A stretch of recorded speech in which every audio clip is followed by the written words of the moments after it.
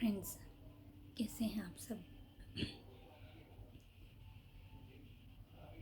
शरीर के घाव को हम भरने देते हैं दवाइयाँ लगाकर, उसका उपचार कर कर, लेकिन मन के घाव को कभी नहीं भरते। यह मैं डॉक्टर का उदाहरण लूँगी ताकि आप सब इस बात को समझ सकें। जब हमें कोई बीमारी होती है, हम किसी डॉक्टर के पास जाते हैं, उसका उपचार पूछते हैं, और कभी कभी उपचार ऐसा होता है कि दवाइयों के बाद भी उसके ट्रीटमेंट के लिए ऑपरेशन होता है, सर्जरी होती है।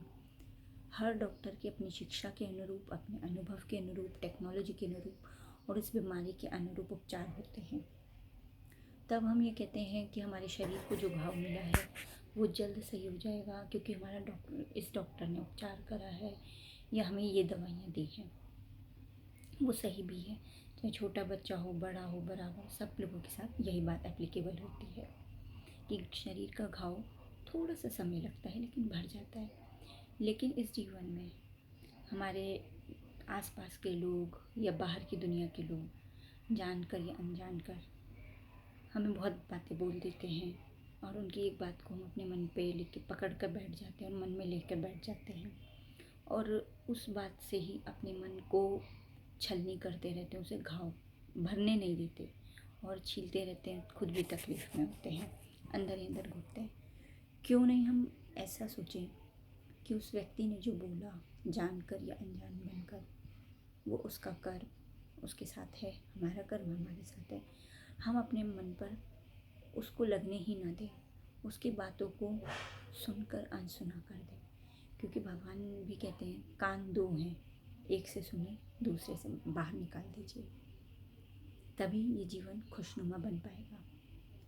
यहाँ डॉक्टर का उदाहरण मैंने इसलिए दिया है क्योंकि जब बच्चा जन्म लेता है तब से और आजीवन कभी ना कभी उसे चोट लगती है। हम बड़े होते हैं, हमें इतनी चोट लगती है, गिर जाते हैं तो दवाइयाँ लगती हैं।